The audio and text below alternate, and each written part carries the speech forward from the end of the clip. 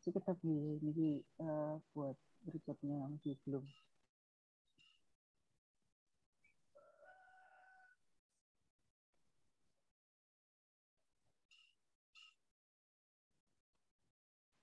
Oke. Baik, saya mulai ya.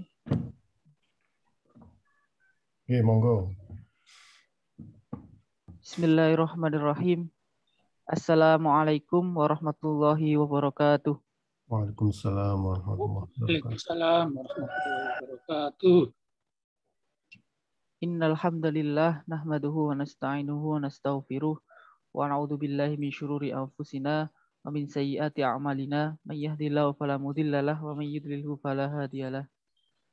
Asyhadu an la ilaha illallah wahdahu la syarikalah wa asyhadu anna Muhammadan abduhu wa rasuluh la nabiyya ba'da. Hadratal muhtaramin yang kami hormati, beliau Ustadz Ma'ruf Fauzin yang pada kesempatan kali ini akan menjadi pengisi kajian ba'da subuh pada pagi hari ini. Yang kami hormati Ketua Takmir Masjid Manarul Ilmi ITS, Bapak Muhammad Masyuri beserta seluruh jajaran Takmir Masjid Manarul Ilmi. Tak lupa jamaah sekalian, jamaah Masjid Manarul Ilmi ITS yang berbahagia. Syukur alhamdulillah di pagi hari ini kita dapat melaksanakan kegiatan rutin kita, yakni kajian ba'da subuh Masjid Manarul Ilmi dengan keadaan sehat walafiat. Salawat serta salam tetap tercurahkan kepada Nabi Muhammad SAW yang kelak kita nantikan syafaatnya di yaumil akhir. Amin Allahumma amin. Jamaah sekalian, sebelum dimulai kajian pada pagi hari ini, marilah kita buka bersama dengan bacaan Ummul Kitab ala hadhihi niyyah wa ala kulli niyatin sholihah. Al-Fatihah.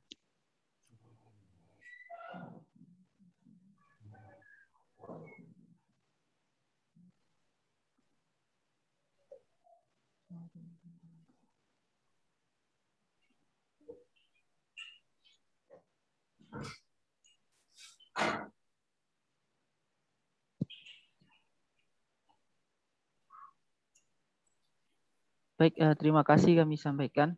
Untuk selanjutnya kita masuk ke acara inti pada pagi hari ini, yakni kajian Kitab Sahih Bukhari yang akan disampaikan langsung oleh beliau Ustadz Ma'ruf Fauzin. Kepada beliau waktu dan tempat kami persilahkan. Assalamualaikum warahmatullahi wabarakatuh. Alhamdulillah wassalatu wassalamu ala Rasulillah Sayyidina Muhammad ibn Abdullah wa ala alihi wa sahbihi wa mawalah la hawla wa la quwata illa billah ma ba'd.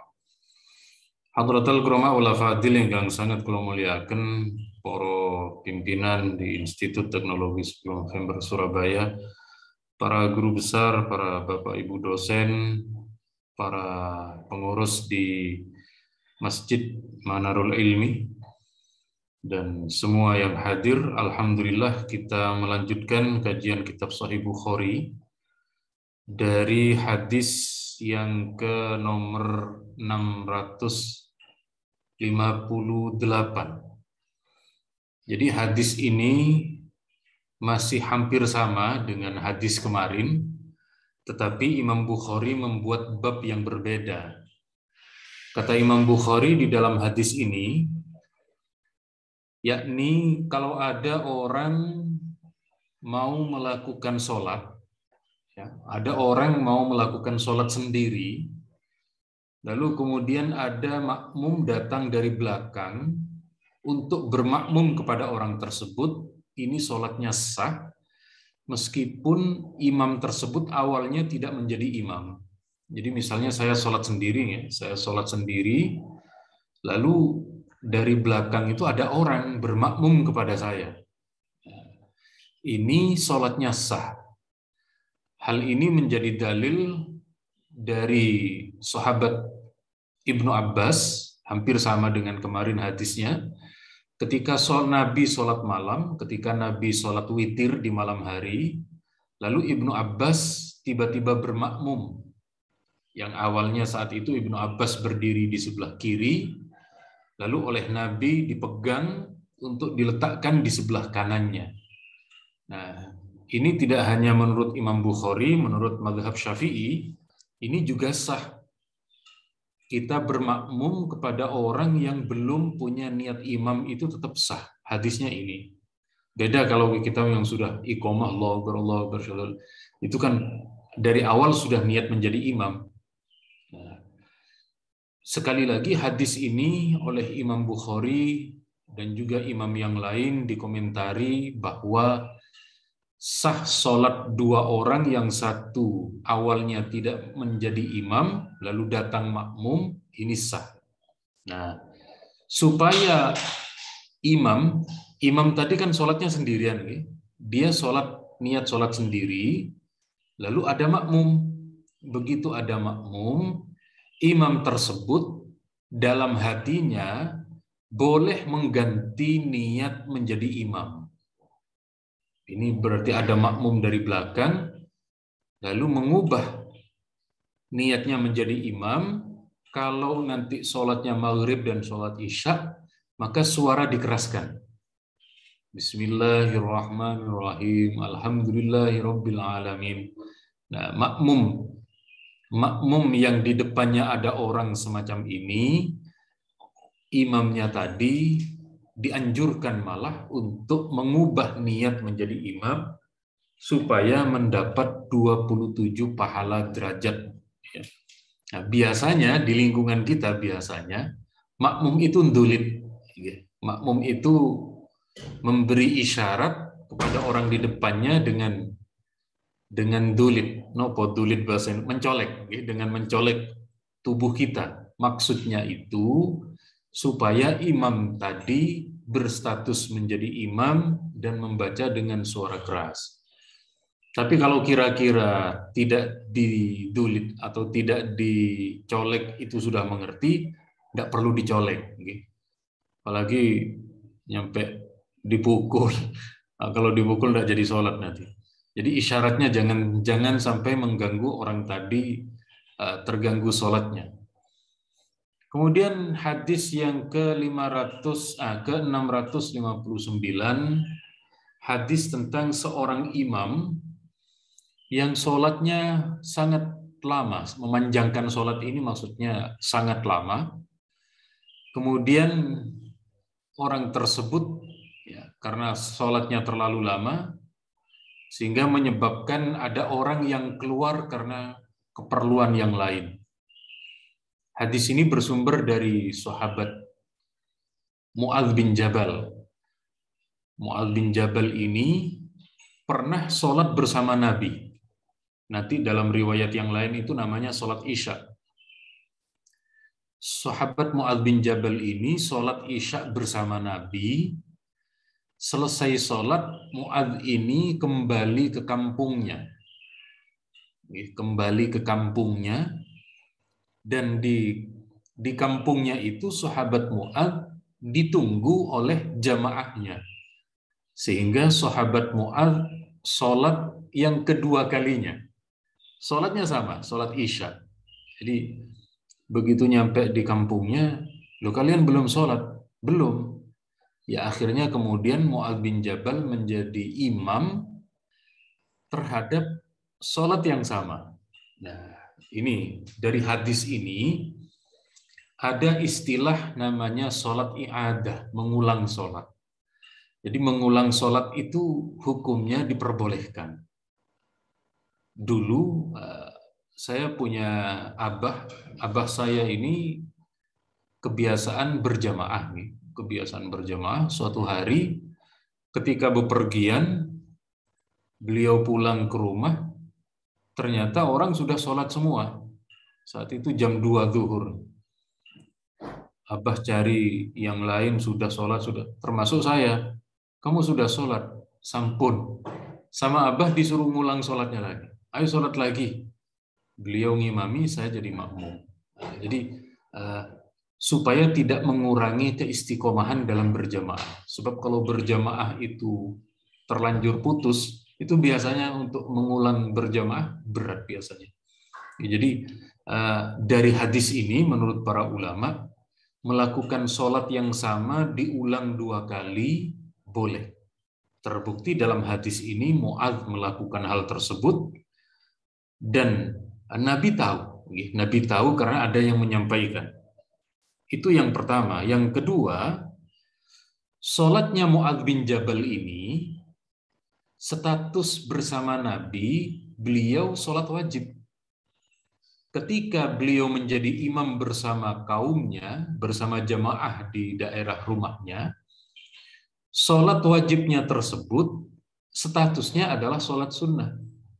Karena sudah mengulang yang kedua kali. Jadi yang kedua kali itu statusnya sunnah. Sama kalau kita umroh. Kita umroh pertama itu adalah umroh wajib bagi kita. Begitu umroh hari kedua, yang kedua itu sunnah hukumnya. Karena melakukan sesuatu yang sama. Demikian halnya haji, panjenengan tahun 2000 sudah haji. Itu haji wajib. Lalu tahun ini misalnya bisa melakukan haji. Ketika satu amalan wajib diulang yang kedua kalinya, maka yang kedua itu statusnya sunnah. Nah, kata Imam Ibnu Hajar di dalam kitab Syarah Bukhari, boleh bagi orang yang sholat wajib bermakmum kepada orang yang sholat sunnah. Nah, jadi misalnya suatu ketika mungkin ada di antara kita yang ketiduran waktu subuh. Waktu subuh ketiduran karena kelelahan, begitu Ramadan kita makmum sholat taraweh. Sholat taraweh kan sunnah. Imamnya sholat taraweh, lalu kita sholat di belakangnya niat sholat subuh. Kan 2 rakaat misalnya, itu boleh. Jadi sekali lagi dari hadis ini menurut Imam Ibnu Hajar dan termasuk ulama kalangan Syafi'iyah, boleh hukumnya orang yang sholat wajib bermakmum kepada orang yang sholat sunnah, meskipun tidak sama rakaatnya. Jadi misalnya ada orang sholat sunnah dia zuhur 2 rakaat. Lalu orang tidak tahu, ini di masjid, ini orang sholat sunnah apa sholat duhur. Lalu dia makmum di belakangnya. Ternyata yang dia jadikan imam itu sholat sunnah ba'diyah duhur. Ini tetap sah sholatnya. Ya, dalam mazhab Syafi'i tetap sah, meskipun jumlah rakaatnya tidak sama. Kemudian berikutnya, ini kejadiannya sama seperti tadi. Jadi ketika Mu'adz bin Jabal ini pulang, lalu sholat bersama dengan kaumnya tadi, ya, ternyata di rakaat itu Mu'adz bin Jabal membaca surat Baqarah. Alif Lam Mim Dzalikal Kitabul La Raiba Fiih. Panjang sekali. Ya, panjang sekali. Lalu selesai sholat, ada orang yang keberatan. Ada orang yang keberatan dengan sholatnya Mu'adz bin Jabal yang membaca surat panjang ini. Lalu dia pergi dan melaporkan kepada Nabi tentang perilaku Mu'adz bin Jabal. Sahabat ini mengadu. Nabi, saya tadi sholat bersama dengan Mu'adz. Beliau membaca surat Al-Baqarah. Kemudian Nabi memanggil Mu'adz. Lalu Nabi memarahi Mu'adz bin Jabal. Fattanun. Wahai Mu'adz, apakah kamu ingin membuat fitnah? Yang dimaksud fitnah di sini bukan fitnah bahasa Indonesia, gitu. Fitnah bahasa Indonesia itu kan hoax. Fitnah bahasa Indonesia itu kan membuat berita yang tidak benar. Yang dimaksud di sini faktanun, wahai Mu'adz, apakah kamu ingin membuat orang lain takut untuk sholat? Petaka, ya. Jadi yang dimaksud di sini adalah petaka. Wahai Mu'adz, apakah kamu ingin berbuat petaka? Orang yang awalnya ingin sholat, gara-gara kamu ayatnya terlalu panjang, akhirnya orang nggak mau sholat berjamaah pada kamu. Ini kan namanya petaka, bukan fitnah bahasa Indonesia. Jadi yang dimaksud dengan fitnah di sini Jangan membuat gara-gara, jangan membuat petaka, jangan membuat orang takut untuk sholat berjamaah. Kemudian Nabi, bacalah kalau kamu mau sholat, surat-surat yang surat mufassal itu surat pertengahan.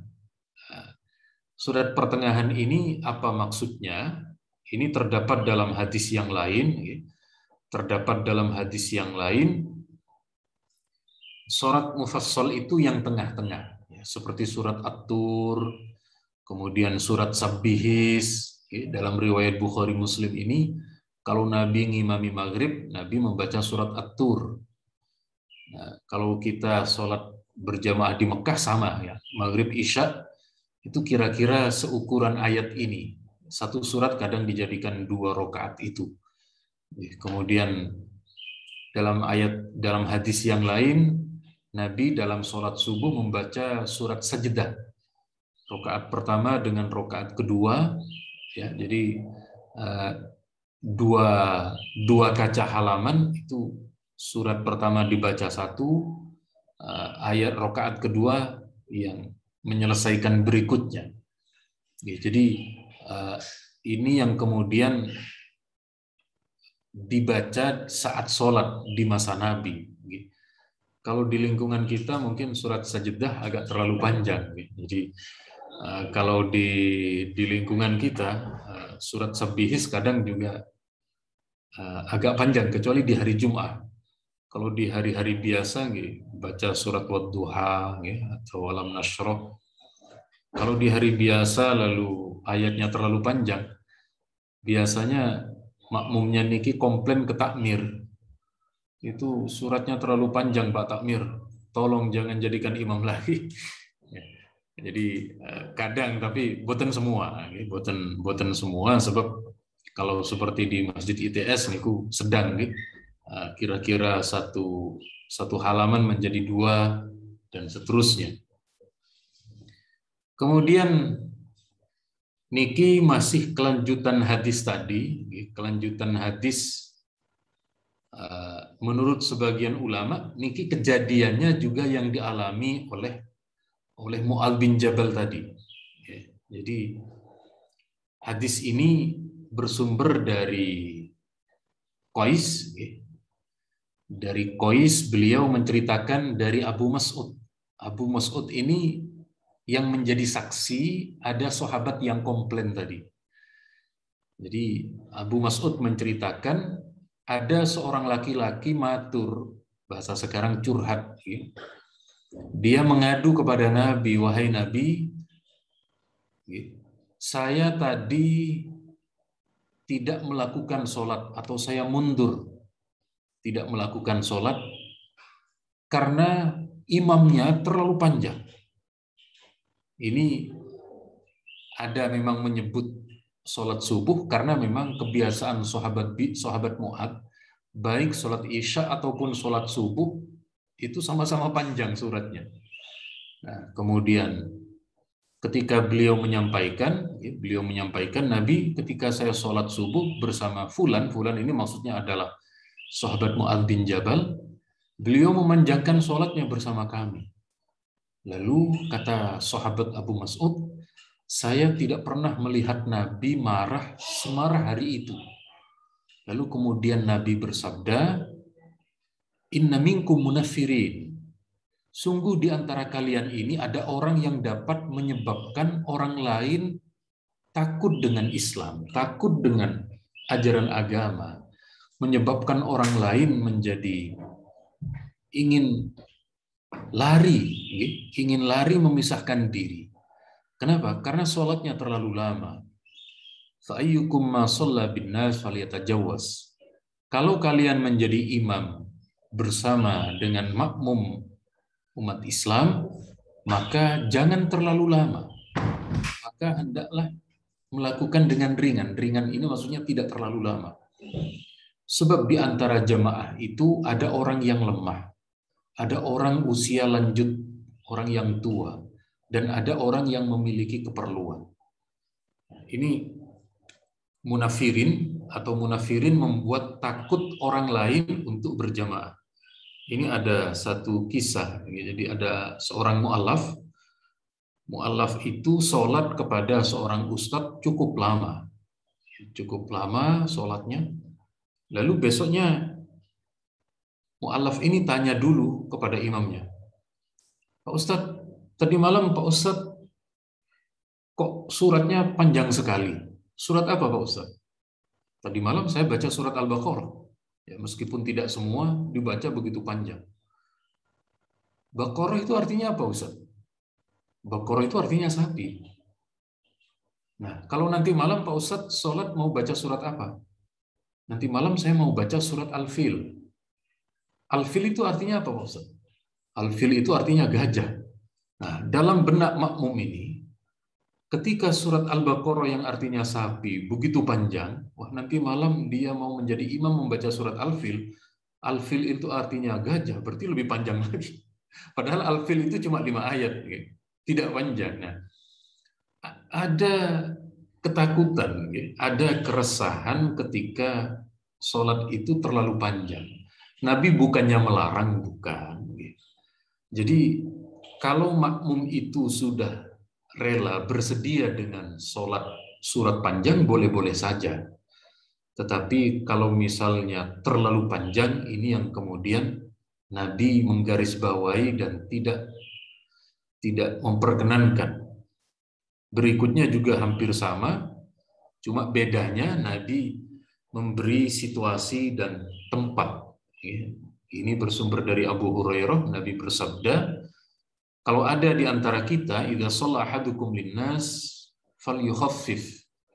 Kalau ada di antara kita yang menjadi imam sholat, maka hendaklah yang ringan. Ringan itu tidak terlalu lama maksudnya. Karena di antara orang yang berjamaah itu ada orang yang tua, ada orang yang lemah, ada orang yang punya keperluan. Wa idza shalla ya ahadukum li nafsihi falyutawil ma syaa. Kalau Anda sholat sendiri di rumah, sholat tahajud, sholat witir, silahkan falyutawil masya. Boleh diperpanjang sholatnya sesuai dengan keinginannya. Jadi ya, misalnya kita melihat orang tua kita atau guru-guru kita, kiai kita saat sholat tahajud itu ada yang sampai setengah jam, monggo tidak ada masalah karena dia sholat sendiri, ya sholat sendiri. Dan tidak ada yang memiliki keperluan.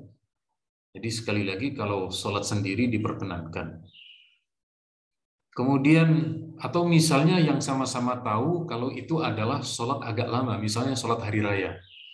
Orang yang melakukan sholat hari raya memang datang ke masjid itu berkenan untuk berlama-lama. Tetapi kalau Jumatan itu masih ada keperluan, kadang jam istirahat dan seterusnya. Ya, jadi setidaknya kita mengetahui situasi, kondisi, kapan yang tepat untuk membaca surat panjang, kapan yang sedengan, kapan yang surat pendek dan seterusnya. Kemudian ini juga hampir sama diulang oleh Imam Al-Bukhari bahwa ada seorang yang kemudian sholat dengan Mu'adz bin Jabal, lalu dia keberatan sholat subuhnya terlalu lama, dan Nabi menjawab hal tersebut. Jadi jangan kemudian terlalu lama ketika menjadi imam, sebab ada yang memiliki kondisi yang berbeda antara satu dengan yang lain. Kemudian ini juga sama, hadisnya malah lebih panjang. Ini malah lebih menyebutkan kronologisnya. Jadi kronologisnya saat itu ada seorang laki-laki sahabat datang, dia membawa unta yang baru saja diberi minum. Jadi ada sahabat, dia menggembala unta kira-kira ke kebun untuk diberi minum, lalu untanya ini dibawa menjelang maghrib, dibawa pulang, lalu kemudian di tempat tersebut dia ikut berjamaah imamnya Mu'adz bin Jabal ini. Ya, imamnya Mu'adz bin Jabal. Lalu Imam Mu'adz bin Jabal membaca surat Baqarah atau surat An-Nisa. Akhirnya orang ini meninggalkan Mu'adz. Sekali lagi, akhirnya kemudian dia keberatan. Lalu dia datang mengadu kepada Nabi. Lalu Nabi menegur, Nabi menasehati Mu'adz. Wahai Mu'adz, apakah kamu membuat fitnah? Fitnah ini sekali lagi maksudnya membuat resah, membuat bingung, membuat sesuatu yang orang lain menjadi takut. Ya, jadi sekali lagi dalam hal ini kulo kali panjenengan bisa mengetahui bagaimana Rasulullah itu tidak ingin tatanan masyarakat itu menjadi resah, tatanan masyarakat menjadi bergejolak. Jadi Nabi inginnya itu masyarakat yang tenang, tentram, tidak ada ujian berat dan lain sebagainya. Kemudian ini Imam Bukhari meriwayatkan dari Anas bin Malik, Nabi sholatnya tidak terlalu lama, tidak berpanjang-panjang, tapi sempurna. Seperti tadi nih, surat At-Tur kadang. Kalau kita ke Arab, kalau kita sholat di Mekah dan Madinah, itu sedengan. Tapi kalau ukuran Mekah Madinah kita terapkan di sini agak lama. Jadi memang beda-beda. Tapi kalau kita ke sana itu merasakan nikmat karena memang masjidnya bagus, imamnya juga bagus, ya suaranya. Jadi sekali lagi berbeda antara satu tempat dengan yang lain. Kemudian Nabi tidak hanya Nabi memberi nasihat kepada sahabat, Nabi sendiri juga begitu. Di sini ada sekian hadis ya, ada sekian hadis seorang imam yang mempercepat sholatnya karena mendengar tangisan bayi. Jadi dari Abu Qatadah, Nabi bersabda, inilah aku mufis sholat. Saya menjadi imam sholat bagi kalian dengan bermaksud ingin memanjangkan. Memanjangkan itu bukan berarti seperti Mu'adz bin Jabal sampai surat Al-Baqarah, bukan. Ya. Tetapi yang sedengan niku wau, di tengah-tengah sholat, Nabi mendengar ada tangisan bayi. Lalu Nabi percepat sholatnya, karena kata Nabi, saya khawatir memberatkan ibunya. Ya. Apakah nangis, lalu kemudian ibunya tidak enak, dan seterusnya. Ya, jadi, Nabi memiliki, Nabi juga memiliki kepekaan. Kepekaan ketika ada yang lain ingin sholat sedengan, lalu ada satu saja yang dikhawatirkan oleh Nabi berat, Nabi memperhatikan yang paling minim itu. Nah, jadi hampir sama hadis ini. Jadi saya tidak pernah, kata sahabat Anas, saya tidak pernah melihat ada seseorang yang sholatnya sempurna tetapi tidak terlalu lama dibanding Nabi. Dan ketika Nabi mendengar ada tangisan bayi, ada tangisan anak kecil yang dibawa oleh ibunya ke masjid itu, Nabi mempercepat. Nabi misalnya suratnya diganti dengan surat yang lebih pendek pada rakaat berikutnya, karena Nabi khawatir terhadap ibunya. Apakah mungkin anaknya niki jatuh, ataukah anaknya niki bertengkar dengan anak yang lain, kemudian nanti yang kerepotan itu ibunya. Maka supaya ibunya bisa menyelesaikan anaknya yang tidak terus-menerus menangis, Nabi yang mengalah. Jadi sekali lagi, sikap Nabi kita itu memiliki kepekaan. Bahkan di dalam sholat pun. Ini masih dari hadis Anas, saya bermakmum bersama dengan Nabi, kemudian Nabi lagi-lagi tadi mendengar ada anak menangis, Nabi mempercepat, sebab Nabi tidak mau ada yang susah dari umatnya, termasuk ibunya tadi. Jadi sekali lagi niki hadis oleh Imam Bukhari diulang-ulang. Biasanya ketika diulang-ulang itu karena Imam Bukhari memiliki jalur riwayat yang berbeda. Jadi nama perawinya, nama sumber beritanya ini Imam Bukhari kaya akan hal itu. Dan di samping itu menunjukkan bahwa Nabi memang memiliki kepekaan sosial yang tinggi. Saya kira cukup sekian karena sudah setengah jam, sebab tadi dimulai jam 5 kurang, maka ini jam setengah 6 kurang juga sudah waktunya untuk diakhiri. Dari saya cukup sekian, monggo kalau ada yang kita bahas, apakah ada tambahan ilmu dari panjenengan, monggo, atau ada tanya jawab juga saya kembalikan ke Mas Amri. Baik, terima kasih kami sampaikan kepada Kiai Ma'ruf Wazin. Untuk selanjutnya kita masuk ke sesi tanya jawab. Ini sudah ada 2 pertanyaan di kolom chat. Baik, saya bacakan. Untuk pertanyaan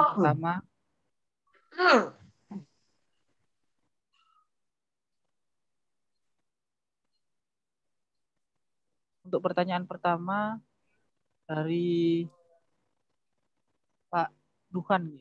Assalamualaikum, derek tanglet Yai, apakah boleh bermakmum untuk sholat fardu kepada imam yang melakukan sholat jamak qashar? Matur nuwun. Oke, matur nuwun. Ketika sholat jamak qashar, sholat jamak qashar niku kan 2 rakaat. Lalu kemudian ada yang mau makmum sholat biasa, lalu bermakmum kepada orang tadi, niku sekali lagi hukumnya boleh. Dan ketika imamnya salam, karena dia qashar, maka makmumnya menambah rakaat sesuai dengan sholat yang dia lakukan. Jadi misalnya sholatnya niku sholat duhur, qashar 2 rakaat, lalu kita sholat duhur 4 rakaat. Jadi begitu imamnya salam, kita menambah 2 rakaat. Dan 2 rakaat tambahan kita ketika imamnya sholat asar, kita tidak makmum kepada dia, sebab kita sudah terpisah dengan salamnya imam tadi.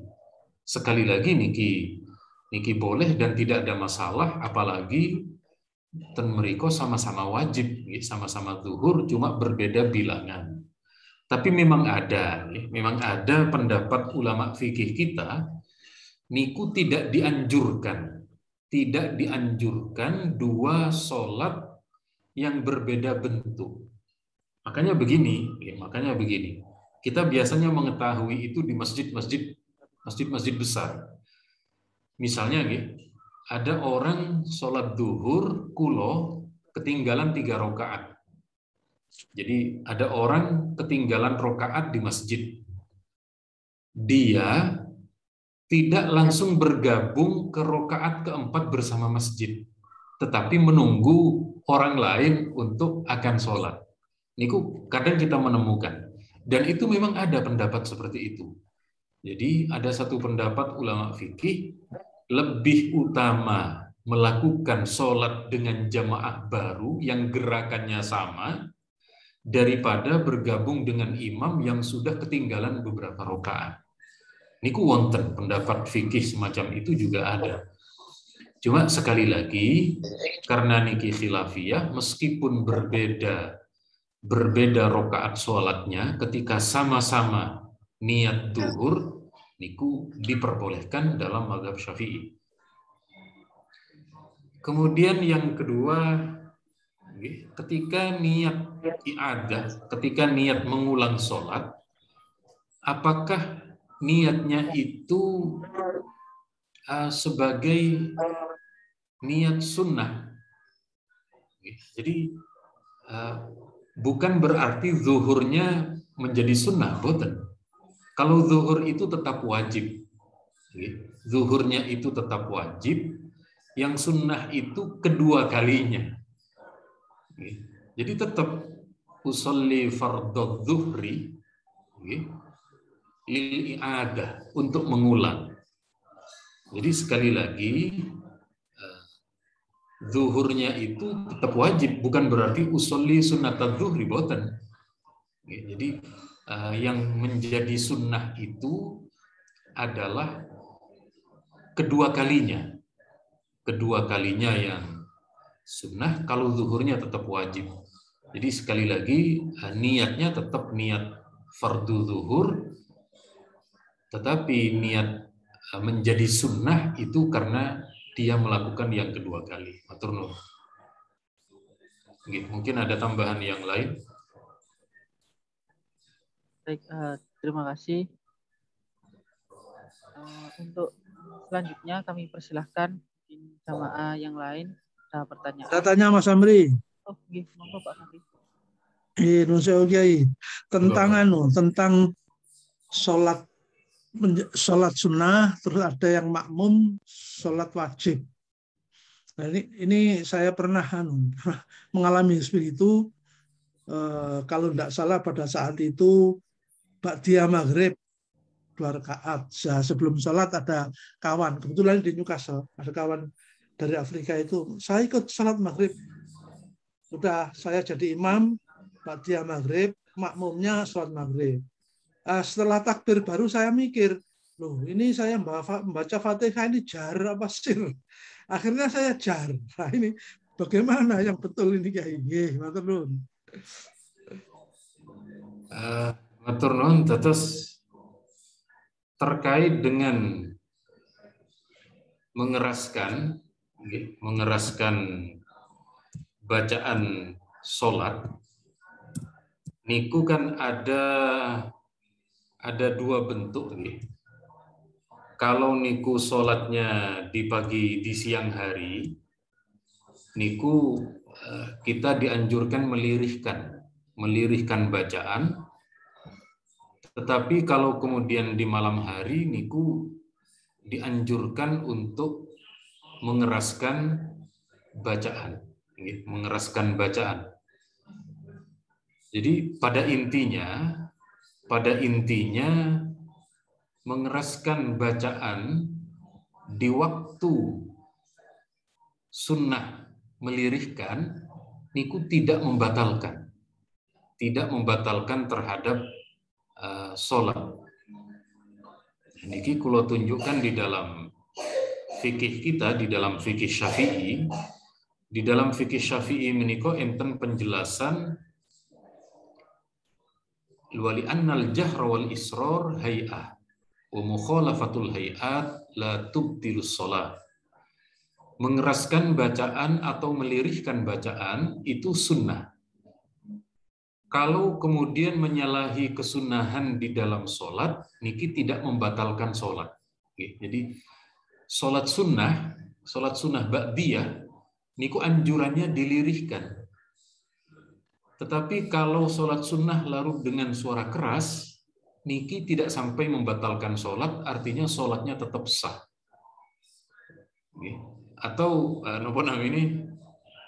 saya pernah dengan istri dalam sebuah perjalanan, niku ketiduran di mobil, di rest area, dan rupanya sampai tidak kedengaran adzan. Lalu kami bangunnya agak siang, dikarenakan kelelahan, lalu saya dengan istri sholat berjamaah subuh. Karena malu agar tidak ketahuan, saya lirihkan sholatnya. Saya sholatnya lirih subuh niku. Selesai sholat, istri tanya, "Lu niki sholatnya kok lirih? Buat nopo-nopo?" Tidak apa-apa. Jadi soal mengeraskan atau melirihkan bacaan niku buat nopo-nopo dan tidak membatalkan sholat, akan tetapi menghilangkan keutamaan. Jadi utamanya dikeraskan, kok tidak dikeraskan niki mengurangi fadilah, mengurangi kesempurnaan. Tetapi sepindah malih niki hukumnya sah mawon seperti yang terdapat di dalam kitab Al-Hawil Kabir karya Imam Al-Mawardi. Terus sah mawon, Pak Dokter. Nggih, matur. Berarti menawi ngoten ingkang sae dilirihkan waktu sholat ba'diyah diikuti oleh fardu maghrib. Dados imam. Terus ingkang sae. ketika posisi panjenengan sebagai imam dalam sholat sunnah, niku ningali posisi panjenengan yang sholat sunnah secara keutamaan lebih utama lirih. Keranten posisi panjenengan melakukan sholat sunnah, tetapi dengan mengeraskan karena menjadi imam, niku boten nopo-nopo. Sama seperti sholat sama seperti sholat witir. Sholat witir niku ketika di malam hari selain Ramadan niku sunnahnya lirih. Tetapi andaikan saat sholat witir di bulan Ramadan lalu selain bulan Ramadan lalu dikeraskan, niku juga boten nopo-nopo. Boten masalah. Matur nuwun, monggo salajengipun. Nggih, matur nuwun. Wonten malih wonten pertanyaan malih tentang jamaah. Itu tadi kan diceritakan Mu'adz sudah sholat di masjidnya Nabi, terus pulang ke kampungnya mengimami kaumnya. Nah, ini saya mau bertanyakan begini, kan ada hadis yang sangat keras sekali tentang jamaah itu ketika Ibnu Ummi Maktum minta dispensasi pada Nabi untuk tidak ikut jamaah karena buta. Nabi masih tetap mengharuskan selama masih mendengar azan. Nah, pertanyaannya, apakah kampungnya Mu'adz ini jauh sehingga tidak mendengar azan, atau memang boleh satu kaum tersendiri itu mengadakan sholat jamaah tersendiri? Ngaten nggih. Matur nuwun. Terus pundi ketika dalam masalah niki terjadi semacam satu kondisi yang kemudian tadi tidak dimungkinkan dari kampungnya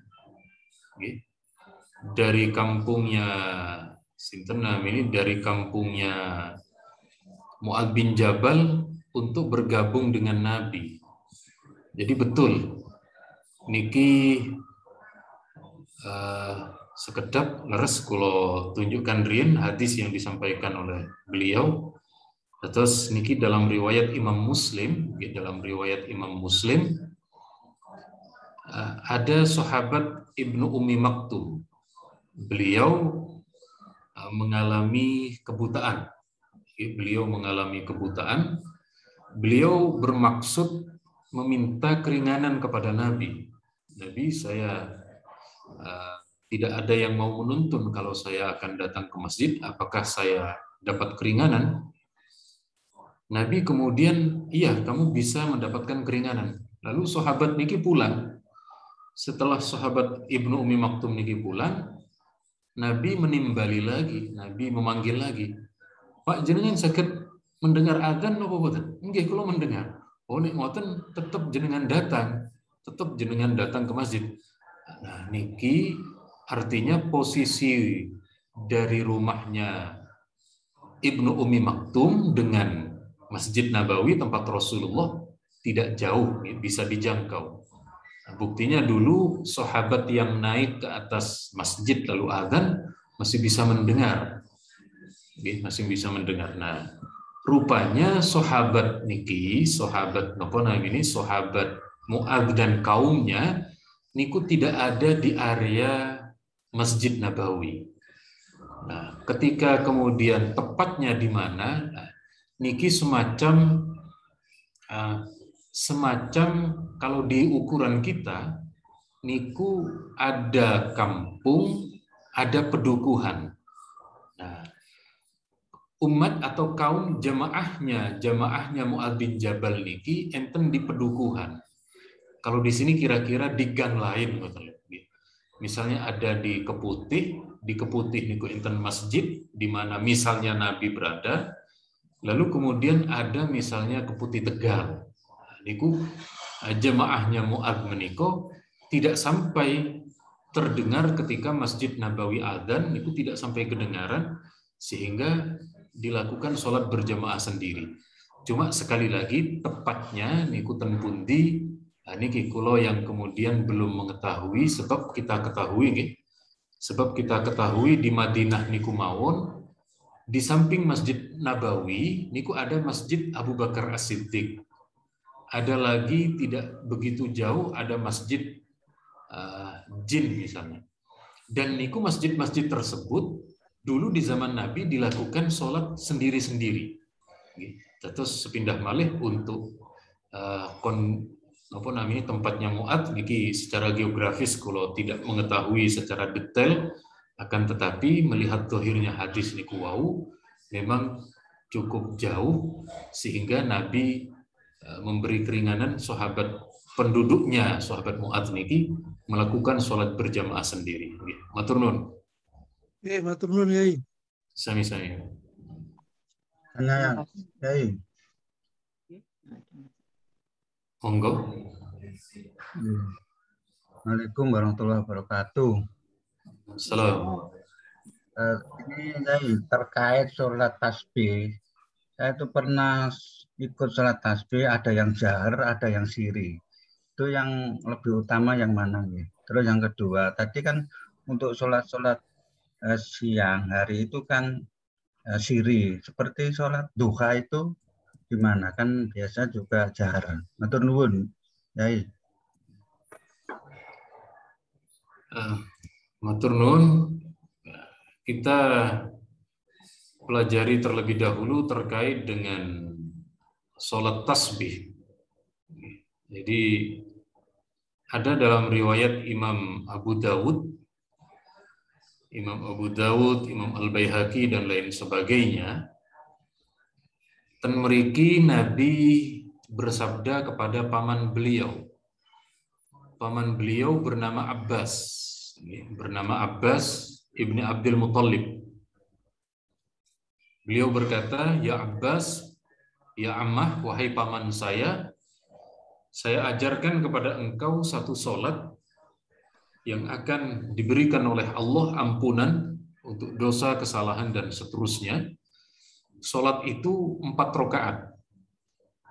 Di masing-masing rakaat Anda baca surat Fatihah, lalu kemudian membaca tasbih 15, subhanallah, alhamdulillah, wa la ilaha illallah, wallahu akbar, dan seterusnya."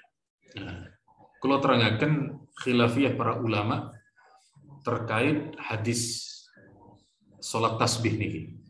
Di sini Nabi menyebut 4 rakaat. Niki ulama beda pendapat. 4 rakaat itu apakah 1 salam atau 2 salam? Boleh dilakukan dengan 1 salam boleh, dengan 2 salam lebih utama. Karena di hadis lain Nabi bersabda, "Sholatul lail masna masna." Kalau sholat tasbih ini dilakukan di malam hari, dianjurkan 2 rakaat, 2 rakaat. Jadi 4 rakaat tetapi 2 kali salam. Nah, kalau sholat tasbih niki dilakukan di malam hari, niku ada anjuran dari sebagian ulama untuk mengeraskan bacaan. Dikarenakan kalau sholat sunnah malam hari, seperti sholat taraweh, sholat gerhana bulan, itu waktu untuk dikeraskan bacaan. Niku wonten pendapat niku. Ada lagi yang mengatakan sholat tasbih niku tetap dilirihkan. Sebab sholat tasbih niku sama seperti sholat hajat yang boleh dilakukan kapan saja. Kita sholat hajat pagi niku suara lirih, sholat hajat malam juga lirih. Jadi sekali lagi, dalam hal ini tidak ada masalah.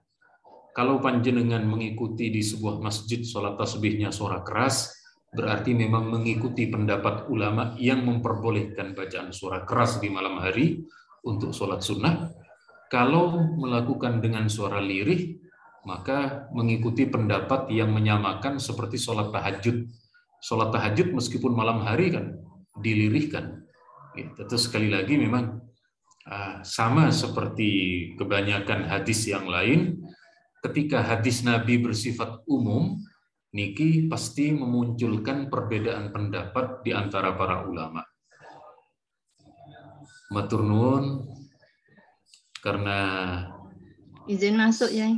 Oh nggih, monggo. Assalamualaikum warahmatullahi wabarakatuh. Salam. Ini misalkan posisi di sholat asar nih, saya sebagai makmum masbuk. saya ikut jamaah dengan seorang imam yang waktu itu kebetulan misalkan rakaat terakhir, sudah sampai di rakaat terakhir terus saya ikut kan, berarti saya kan masih dapat 1 rakaat, hanya rakaat terakhir. Begitu selesai salam imam, saya berdiri nambah rakaat saya 3 rakaat lagi. Rakaat pertama, rakaat kedua tahiyat awal, rakaat ketiga berarti saya duduk sebagai tahiyat akhir. Secara logika berarti saya melaksanakan tahiyat akhir 2 kali. Mohon penjelasannya ya. Matur nuwun. Matur nuwun. Nggih. Tetes ketika sholat berjamaah, lalu yang seperti dalam uraian panjenengan yang melakukan sholat tahiyat akhir 2 kali, kalau tahiyat akhirnya niku tetap yang terakhir sebelum salam. Terkait panjenengan tahiyat akhir yang pertama niku kranten kewajiban mengikuti imam. Oh begitu. Karena kewajiban mengikuti imam. Sama seperti orang yang sholat subuh di masjid yang biasa kunut. Rokaat pertama dia ketinggalan. Pada rokaat kedua dia kunut bersama dengan kunutnya imam. Begitu salam dia berdiri lagi pada rokaat kedua. Niku dia dianjurkan kunut lagi, tetapi kunutnya berbeda. Yang satu itu kunut terakhir karena dia berada di posisi kedua, yang satunya karena kewajiban mengikuti imam. Jadi betul, dalam kondisi menika panjenengan melakukan 2 kali tahiyat akhir, tetapi posisinya berbeda. Posisi pertama karena kewajiban ikut imam, sementara yang terakhir memang pada posisi letak tahiyat akhir di bagian sebelum salam. Nggih leres Bu. Nggih, matur nuwun, Mbak ya. Sami-sami, Bu. Karena sudah siang nggih sampun kali untuk olahraga maupun juga kewajiban yang lain. Saking kula cekap semanten, kalau untuk pertanyaan bisa besok kepada Ustadz Misbah nggih atau para guru besar yang lain. Saking kula cekap semanten, kula doakan mugi-mugi dengan keberkahan ngaji Bukhari, kula kali panjenengan oleh Allah dikaruniakan sehat walafiat, panjang umur, berkah rezeki, aktivitas ilmu dan juga khidmah serta perjuangan kula kali panjenengan sedoyo, khususnya dijauhkan dari wabah penyakit dan diberi perlindungan. Biniyatil qabul wa sulil ma'mul bijahi Rasul al-Fatihah.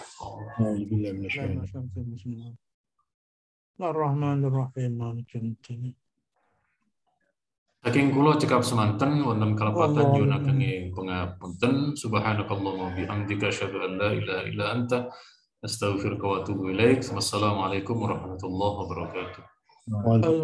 Waalaikumsalam warahmatullahi wabarakatuh. Sami-sami, Pak. Terima kasih kami sampaikan kepada beliau Kiai Haji Ma'ruf Fauzin yang telah memberikan ilmunya kepada kita. Semoga ilmu yang telah diberikan dapat bermanfaat bagi kita semua. Baik, terima kasih juga kami sampaikan kepada seluruh jamaah Masjid Manarul Ilmi yang telah mengikuti kajian sampai dengan selesai. Mohon maaf bila terdapat kekurangan ataupun kesalahan. Saya akhiri wallahul muwaffiq ila aqwamit thoriq. Wassalamualaikum warahmatullahi wabarakatuh. Waalaikumsalam warahmatullahi wabarakatuh.